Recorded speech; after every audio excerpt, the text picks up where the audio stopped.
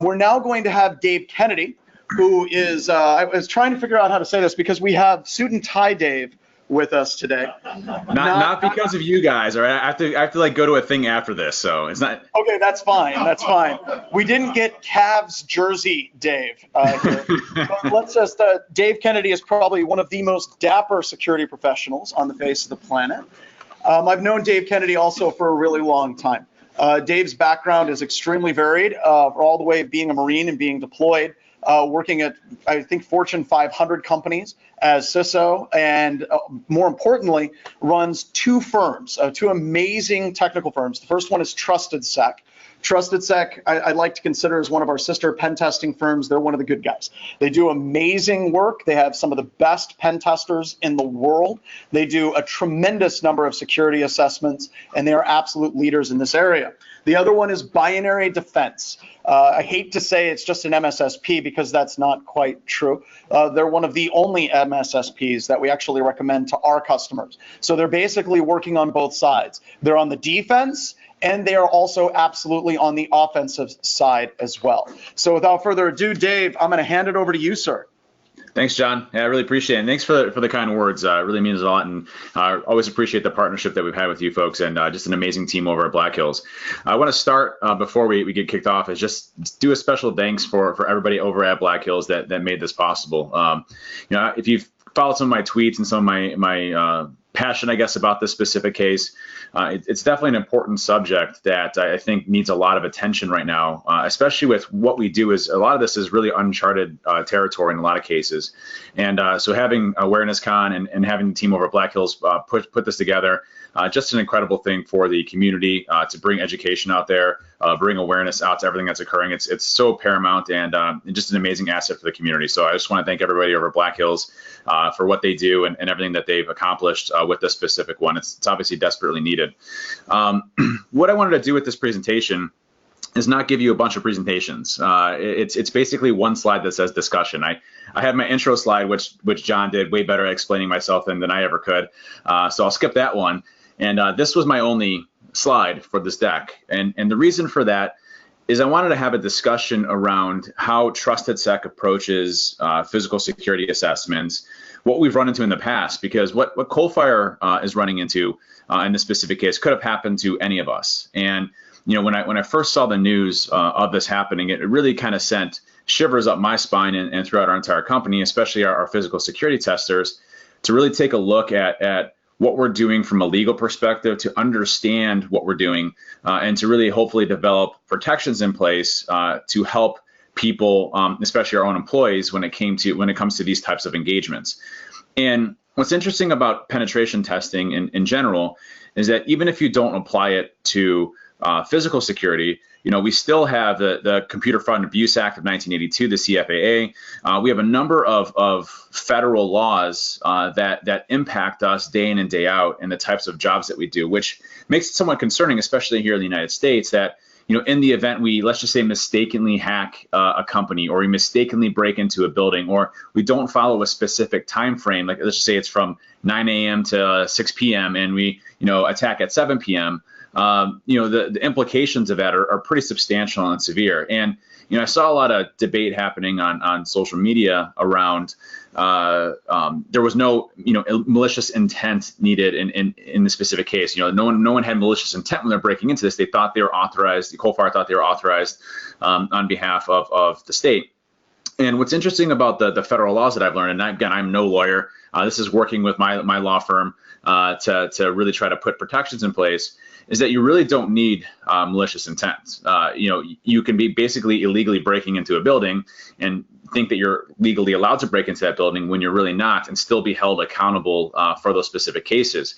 And that's scary because as our profession, we're really trying to do good, and we're trying to understand ways that an organization can better protect a facility from harm, and as well as from a cyber perspective as well. I don't think anybody is attempting to just throw people in prison for a tit for tat. I think there are a lot of concerns, especially as the sheriff had mentioned, around speeding through different cities, danger, health and danger to the officers and others around them.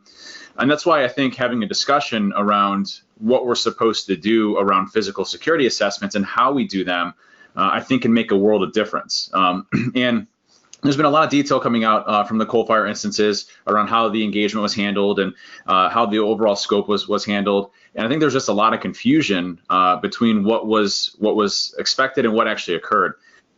And a lot of those should really be discussed well ahead of time when you're working with the customer on what you're supposed to do. There was an issue that I ran into where we had full authorization from the customer to conduct a physical security assessment, and just it was in a shared building, and we didn't do any physical break-ins to the building itself, but just to the floor that specific customer was on, and was able to gain access to that facility. And the facility owner was extremely upset with us actually doing the testing because the customer didn't actually get permission from the building owner to actually conduct those assessments. And those are things that you really have to take a look at and say, what are all of the things that could go wrong in these situations, and what can we do to alleviate them? When we actually do physical security assessments, we will notify law enforcement usually. We usually never test response time. I have heard of other companies doing that to see how response time works for the physical assessments. But in most cases, we notify law enforcement of the hours that we're going to be conducting the physical security assessment, just because we don't want to startle an officer. We also don't like guns drawn on us. There's a lot of things that we try to do to alleviate some of those situations. And I think some of the problems that a lot of companies run into is that they treat a physical security assessment very similar to a cybersecurity assessment, which they are, very similar in a lot of ways. But when you're dealing with physical people, there are things that can go wrong. What's within scope, and having a discussion around that and saying, listen, when we do this assessment, here's the things that we're going to attempt to accomplish, and here's kind of the escalation path that we might do. Normally if we're going in and testing the security of an organization, we usually try to go in some of the earliest ways possible, which is social engineering. So can we piggyback into a location? Can we clone badges? Can we gain access to a facility during the daytime, which usually ends up being some of the easiest ways to get access into a building. But then, discuss what the other options are around. Do we go in the middle of the night? Do we do lock picking? Do we do destruction of property, like breaking glass or windows, crowbarring doors open? Those types of discussions should be made.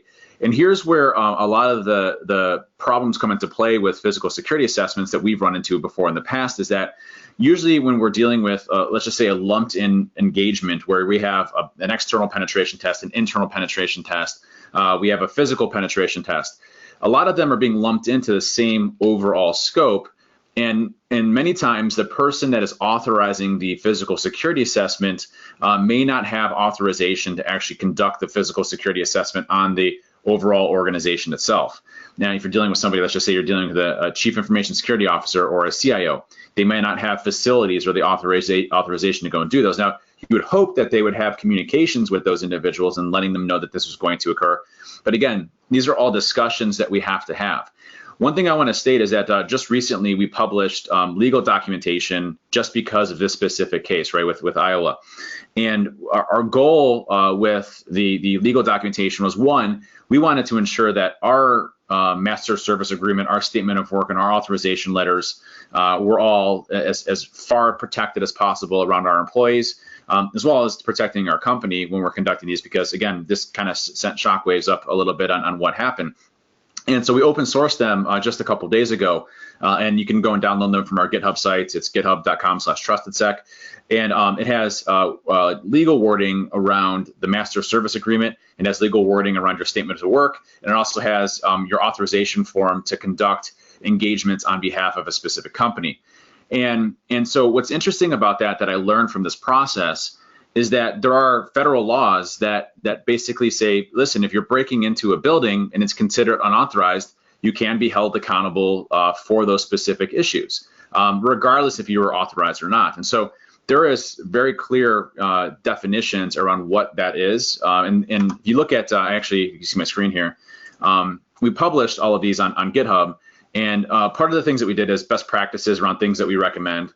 But one of the things I wanted to hit on is on the master service agreement. If you look at the federal code 18 USC 1030, there's really nothing that you can do to protect yourself 100% in any type of legal documentation. So let's just say you're doing work with a company and they hire you to break into a building, and they don't have authorization to grant you that access to that specific building. You can be held accountable and liable for anything that happens within there, including being arrested, charged with felonies or misdemeanors for those buildings, because the person that actually authorized that didn't have the authorization to conduct those on behalf of that party. And so even if there's a mistake on the customer side, it can impact you, obviously, as a physical security assessor for those organizations. So that's why it's really imperative when you look at scope to take a look at the overall engagement and look at and say, well, here's the things that we actually need to identify first. Some information gathering: who owns the building, who's only getting your physical security documentation signed by an officer of the company, having it notarized. There are steps that you take to try to minimize those, but also with the legal agreement wording. One thing that the lawyers suggested, and again, I'm no lawyer, is to emphasize the importance of how dangerous these types of assessments are. And again, granted, this is the first instance that we've seen of this, and we've been doing physical security assessments for quite a long time. But one thing that you put in there is that in the event that something goes wrong and the customer didn't have authorization to conduct this, that the customer is subject to basically taking the liability for legal fees and helping the consultants address those specific issues and putting a monetary value to that. So it stresses a lot of the emphasis around you should know your facility, who has access to those facilities, and the people that can go and do it. So a lot of the legal wording here, if you look at, here, client understands that a breach of the provision of this agreement may result in criminal charges being filed against consultant, and therefore agrees if client directly or indirectly fails to properly inform all necessary parties and authorities in violation of this section, a client will pay to consultant $25,000 for each one of the consultants or employee, contractor, agents that have criminal charges brought against them as liquidated damages, plus all reasonable costs that consultant incurs in providing a qualified legal defense, including but not limited to all reasonable legal fees. Client and consultant agree that this amount represents the best estimate of consultant's expected actual loss and damages, including but not limited to foregone business opportunities, loss of reputation, and other incidental and consequential damages. Client acknowledges that this amount is not a penalty. This section survives the termination of the agreement. And why that's important to put something like that in there is, when we're doing these engagements, there's no guarantee at all. There's no legal guarantee that says, hey, you're going to be protected in the event that the customer messes up. The federal law is very clear on what we can do and what we can't do. And in the event that we're breaking into a facility that we're not supposed to, that has implications where we can potentially be charged with criminal offenses with those. So, while this legal documentation's here here's some MSA language, some for your statements of work, for your physical authorization letter. All of these things are designed to hopefully alleviate some of the confusion around who has authority within the organization to do, but it also requires you to really scope out that engagement very well. And some of the things I wanted to hit on from a scoping perspective is some of these bullet points here that I think are really important to understand. And these are some of the things that we go through as we're going through and doing these assessments and engagements. And when you talk to customers, when they're authorizing a physical security test, a lot of them don't really understand what a physical security test is, as well as what a penetration test is in a lot of cases. So you're really playing the education role with the customer. And also, you notice here, I was taking pictures of Jason randomly. So just notice there's random pictures of Jason here. I got a whole bunch of them. I took like 50 of them. This one's my favorite.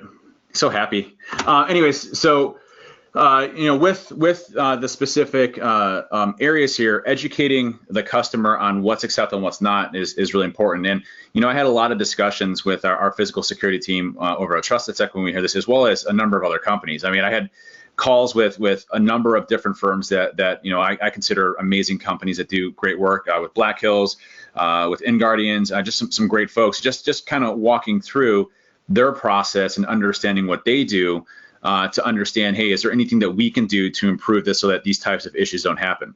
And I think it's important to first note that if you're, when you're conducting a physical penetration test, if there are hour windows that are specified to conduct them, you really should stay within the confines of those hours. And there are times where, when we're breaking into a building, for example, things don't go as intended. Where we'll get into a building and then there's other access controls that we have to get around, and it takes us a lot longer than we anticipated. So let's just say it's, our time window is between 11 p.m. to 2 a.m. and it's 1:59 and we have to get out of there, but we're so close to hitting our objectives. There should be some flexibility in there around the confines of hours. So having your customer point of contact, somebody that you can actually reach out to notify them of the extension time periods, and you can put that into your contract language and say, listen, our best estimate of these time windows of when we're going to be conducting this is going to be between 11 p.m. and 2 a.m. However, in the event that more time is needed, our point of contact person that we have defined within our authorization letter, we can notify them and say, hey, can we get an extension of time? And it will be agreed upon that there will be an extension of time. Then we will continue to move forward with those specific time extensions. And when you're conducting these too, having constant communication with your customer as it's happening is really important. A lot of times we have hourly updates when we're actually going through and conducting these in the first place. So we'll actually contact our customer once an hour just to say, hey, this is our progress so far. Here's what we've done. Here's our plan of action currently based on the information we know.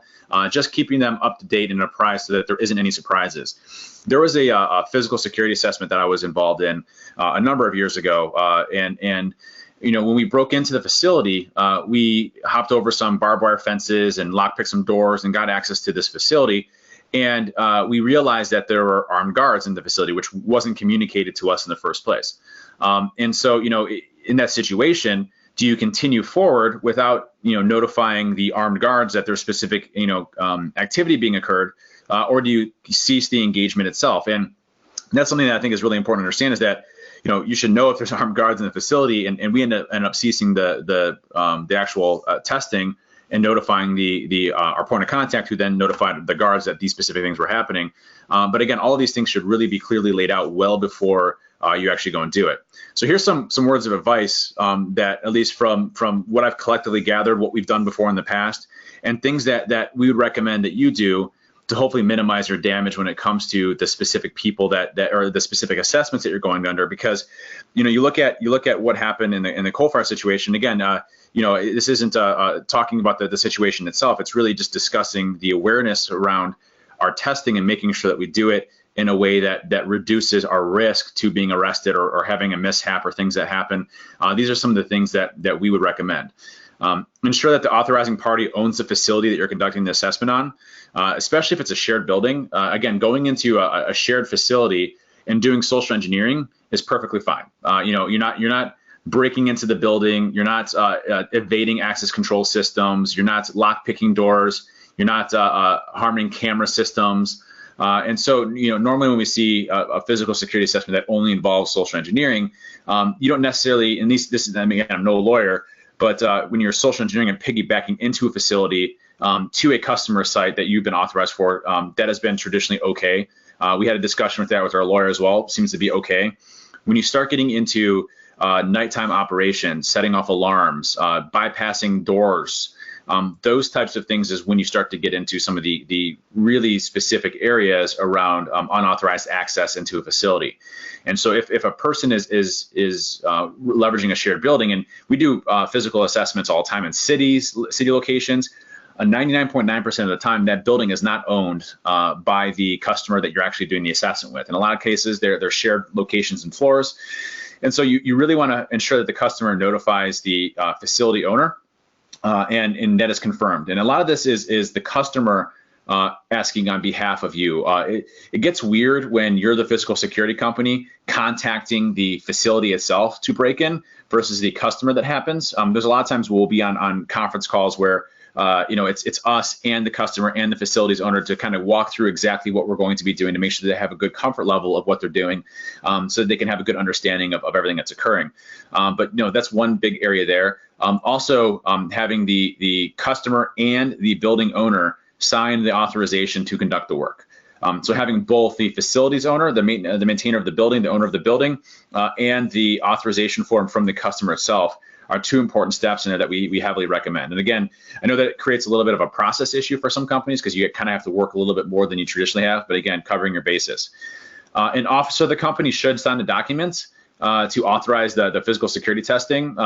Typically, directors like IT and security departments, they might not always have the authorization to conduct the physical security assessments on the building itself. So that's one important step that we recommend, is just being sure that you have the right people inside of the company to authorize it, and that the right appropriate people in the organization are notified that this is occurring. We really love to do covert testing, and that's like the fun, sexy part of physical security assessments, where you're hopping over fences and lock picking doors and simulating a burglar and testing the alarm systems and things like that, when really a lot of the things that you can accomplish from these types of assessments can be very much overt. Working with specific people within the security department, if you want to test your security guards to see how effective they are, I can understand the covert nature, but really a lot of these tests don't need to be done at 2 o'clock in the morning when you're actually simulating a physical break-in. Walking through the facility and testing the physical security controls, seeing if you can lockpick doors with security present as you're going and doing it, is also very effective. When I was over at Diebold, we had Chris Nickerson come in for us over at Lares. And, they did a combination of both, where they walked us through each of the facilities and did a bunch of other things where it was both overt and covert at the same time to test some of our areas. And that was very effective in what we did. And they did a very, very good job at what they did there. So I think a lot of this really comes down to communication and what the objectives are of the engagement itself. Do you really need to be breaking in at 2 o'clock in the morning to test a facility, or can you schedule those types of engagements where it's not piggybacking or social engineering and seeing if people are trusting you to really go and kind of lift the peel out, a little onion off of the peel, or peel off the onion, however, layer off the onion, there we go, to see if you can break into a facility. So having direct people do those is important. As I mentioned, when conducting physical penetration tests, if the hour windows are specific, make sure that you follow them to the T, unless you have an exception process for handling more later hour type engagements. That's really important. Clearly outline the scope of what's acceptable and what's not. Lockpicking, is that acceptable? Physical damage, cloning badges, social engineering. What extent do you have to actually conduct that specific engagement, and what is the customer actually comfortable with you performing? I think that's an important piece there. So making sure that you clearly can have your scope identified. Discuss with the customer what a physical penetration test is and explain the scenarios and situations.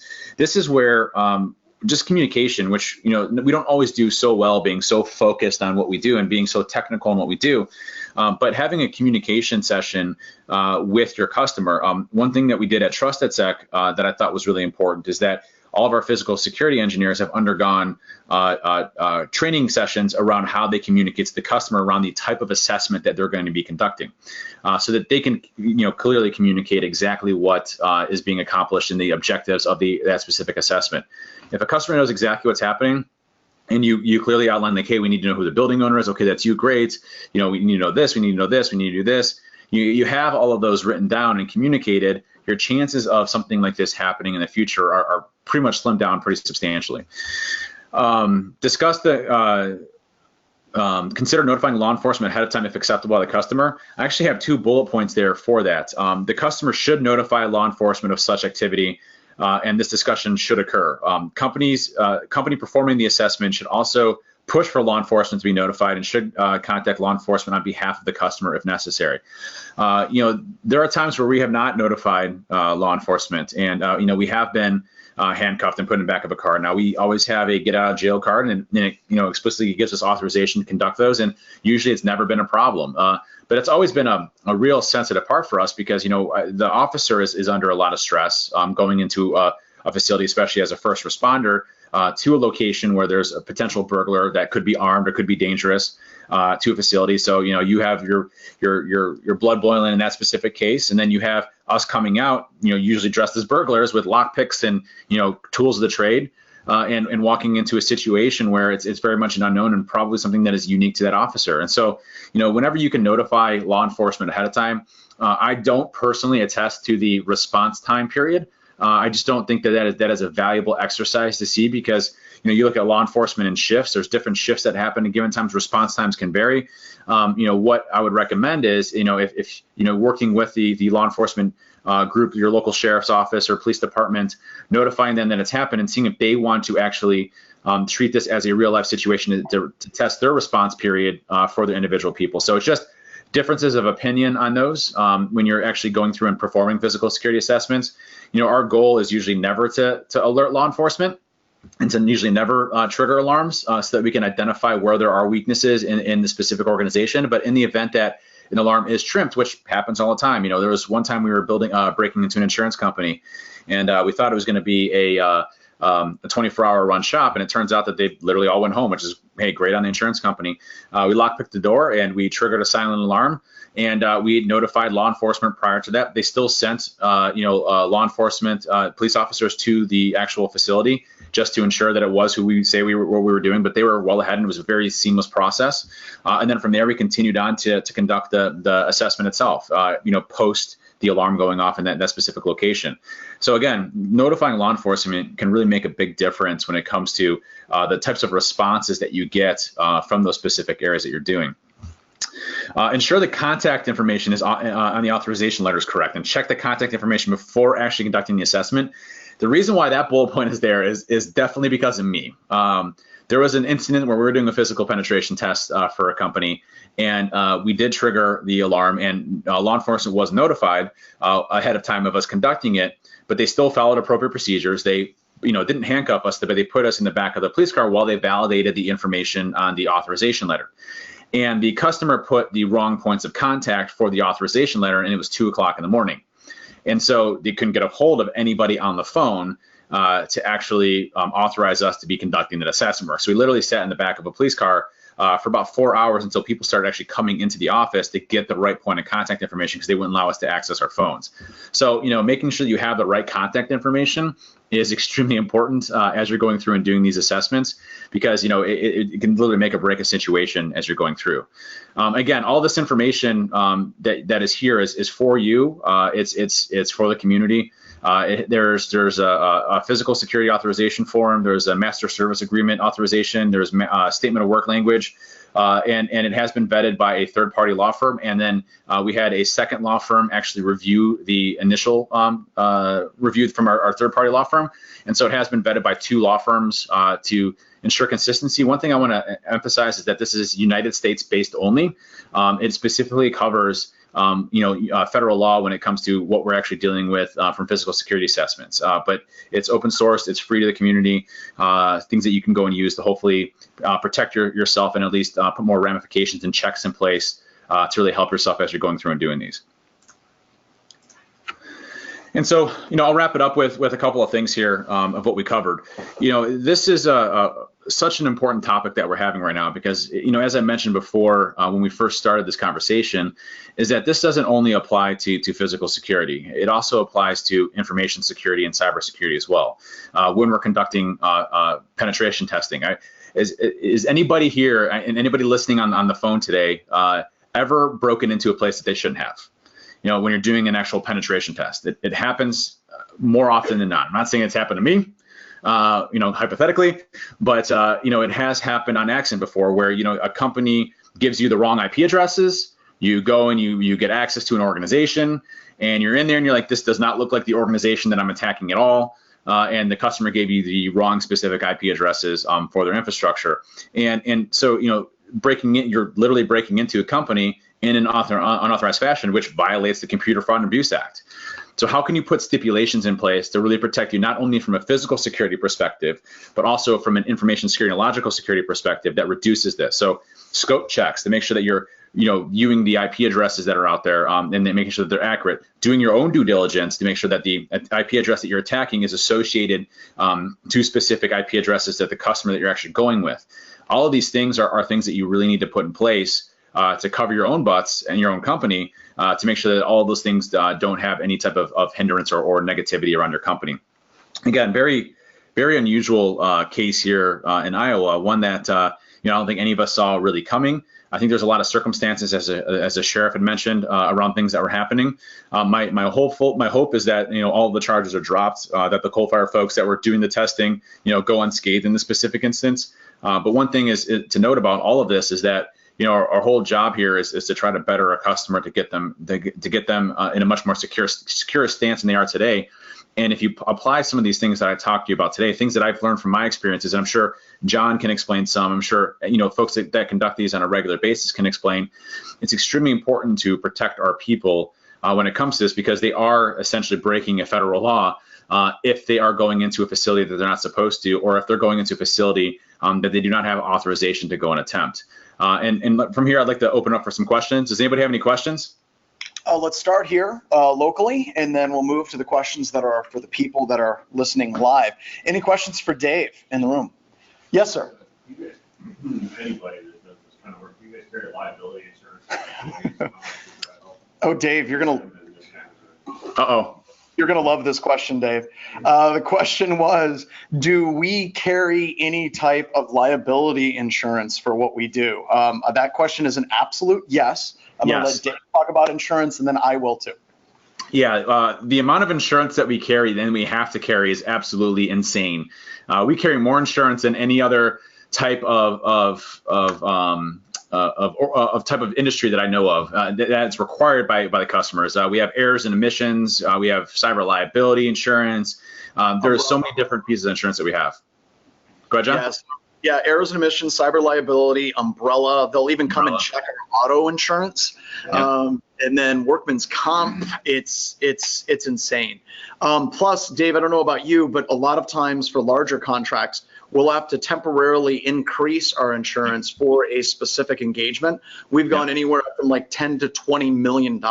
And sometimes, I would say more often than not, when that insurance type of situation happens, we actually pass the cost on to the customer. And we've had a couple of customers that freak out because that spike in our insurance cost is sometimes even close to the cost of the contract itself. That's right. So, Dave, yeah, exactly what John said. I remember when I first started TrustedSec, and when you start a company in the basement of your house, and somebody's like, "Hey, you need to have $50 million in cyber liability insurance," you look at the cost of it, and you're like, "Oh my God, that's going to be more than I make in my entire year." That's a big emphasis on those. And as John explained, I think passing when there are specific requirements like that on behalf of what's normal, passing that on to the customer, saying, listen, we're only going to increase our cost for this specific engagement, and here's the net that we have. Let's just say we only have $10 million of errors and omissions, and they want $20 million of errors and omissions. A lot of times you can negotiate that down, but sometimes they're really strict on that, and passing that cost back is important. But yeah, we absolutely carry a bunch of different types of insurances for our companies as we're going through and conducting a lot of these. But again, the problem is that while you might inflict some damages in these specific cases, that does not protect you against any of the federal laws that you might be potentially violating, which could be felonies or misdemeanors or things like that. And so, the goal is really to try to prevent that from happening in the first place, let alone the damages that might incur when you're actually conducting the assessments. And a couple of things that help if you're an organization or if you're an individual and you want to start a pen testing firm in your basement. Step one, don't do that. I think that was the first advice I gave to Dave. And he's like, no, I still want to do it. I'm like, okay, you're insane. You're cool. But a couple of things that help is if a company wants that type of insane insurance, tell them how much it's going to cost and say that they're going to have to bear the cost of that insurance. If they want $50 million, I'm happy to do that if you're willing to write a check for an additional $100,000 for the assessment. That rarely, if ever, happens. The other thing that helps is actually point at industry standards as far as what insurance should be. One of the things that came out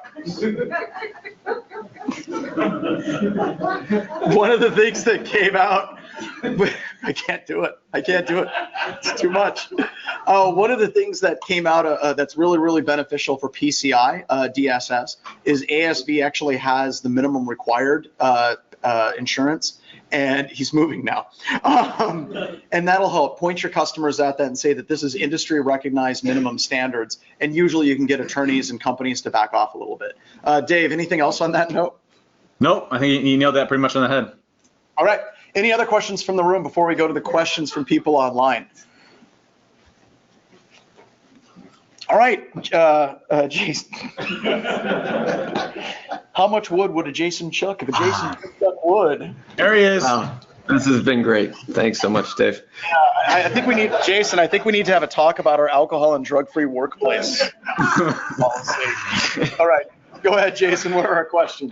What do you tell law enforcement when you notify them ahead of time? There's more. Do you bring the client point of contact into the conversation? There's more. Do you share the contract with the law enforcement? There's a little more. Is there anything else you need to prove you have authorization? That's a great question. So to answer that question specifically, a lot of times our recommendation is for the customer to notify law enforcement and then to give a confirmation that contact actually occurred, because they are calling from trusted phone numbers, which we all know can be spoofed, but and they are coming from specific points of contact within the organization and company. What we do recommend to our customers when we communicate that is that when they notify law enforcement, that they should notify them with their point of contact information, and as well as the company that's going to be doing the authorization and the times that these specific pieces are going to be actually being occurred, so that the law enforcement has as much information as possible during these periods of time. A lot of times, though, the customer doesn't feel comfortable calling law enforcement, and so what we'll do is we'll create a three-way call between the customer. We usually want to have the customer on the phone, and then we'll take point in notifying the sheriff's office or the police office, the police department, and kind of walking through exactly what we're conducting. They may require an authorization form to be sent ahead of time, usually via fax or email, to their location, just to have proper documentation on their side when they go to respond to it, so they can put those in their shift notes. But in most cases, the customer handles that. One thing I'd say is that that kind of it still kind of makes me uneasy that the customer is handling the communication. And you don't expect anything to go wrong in that situation. But what happens if they get a wrong person within the sheriff's department, or they call the wrong department and they don't validate it? So making sure that you notify the customer of who they need to contact within the police department, that they get appropriate confirmation back, I think is really important during that scenario. And I would say, Dave, I don't know about your perspective, but it is rare that kind of three-way call happens. We will do it for very specific cases where we think it's a high-risk physical penetration test. So that helps. And it's almost always an uncomfortable call whenever you start talking to law enforcement. So I'd recommend before you get into those calls, have lots of links to webcasts, to articles, to compliance documentation. Be very much ready to share with them a lot of information up front before the call ever happens. You don't want to look unprepared. If they're like, well, is this required that you have to do this? And you're like, yeah, I think so. It might be part of JFAN 6.3. If you don't look like you're prepared and you know exactly what you're doing and you can answer those questions right off the gate, then the conversation tends not to go well. So be prepared. So Dave, anything else? Yeah, and you will run into varying forms of law enforcement, ones that are very familiar with this type of practice and ones that are very much not familiar with this practice. And so, just based off of that, changes the communication path that you have, as John mentioned. So, yep, but absolutely great. All right, Jason, do we have any more questions? No more questions at this time, Dave. Do we have any more questions? He just wants Dave to shut down his screen. I like, how many pictures do you have? This is like the part of a movie where the serial killer is revealed to have too many pictures of the target person. Jason, he's in your house. Any more questions from the room for Dave? Yes. Just a quick one. As the owners of these companies that send these people out to do the work, how do you protect the testers? The question, Dave, was as owners of the companies, how do we protect our people? So I'll let you go first. So. Yeah, and that's the thing, when this all happened, we had a kind of an all hands meeting to kind of discuss what the issues were here and what we're doing as far as process. Met with our scheduling team, met with our head of physical security, met with our physical security penetration testers.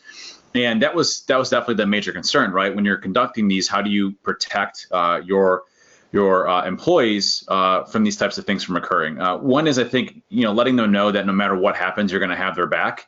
In the event that something does go wrong, from a legal perspective, legal backing, but also I think, minimizing your risk, like anything in cybersecurity. Our whole goal is not to make a 100% safe environment. It's not possible. There's always going to be a flaw or an issue, but can we reduce our risk in a way that makes it very much acceptable, that risk acceptable, where things probably will not go wrong during certain situations. So coming up with criteria of, are there armed guards? Do we have the authorization? Is this building owned by the specific facility? Who's signing it within the organization and company? Have we notified law enforcement? All of these things are designed to be in place to reduce that risk of something going wrong during an incident. But things can happen all the time. You might be climbing through a ceiling and you fall through a ceiling and you land on a desk and you break an arm.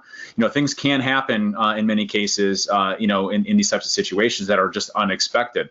The coal fire incident, definitely an unexpected incident. They weren't maliciously trying to, cause issues, but it spiraled a little bit out of control, and now there's this is why we're here today. So anything that you could do to minimize that risk, I think is really important, and also communicating to your employees that, listen, this is just an engagement. Your whole goal, especially when you're getting apprehended by law enforcement, security guards, at that point in time, your engagement's over. Do not try to social engineer the security guards to let them out. Really focus more on making sure you have a clear communication path and that you do things the right way. And I think ultimately, I've been doing physical security assessments for 19 years. I haven't run into any major issues like this before, luckily. But again, that comes through trying to really refine what you're doing and get better every single time you do it to reduce that risk.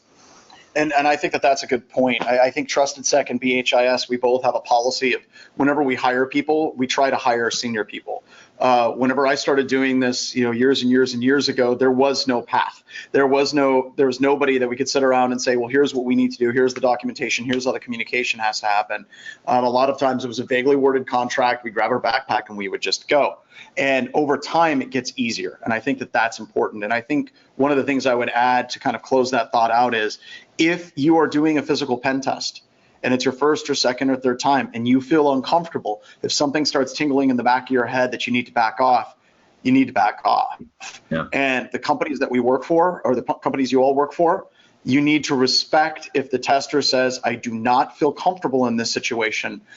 We have one tester, if there's armed guards on the premises, he refuses to do any assessments. And I don't berate him for that. So we've got to try to respect where people feel and where their comfort zone is, because believe it or not, if you're comfortable, you're in control, you're talking with law enforcement, physical security, the idea that it escalates is not something that's going to be it's not a high probability.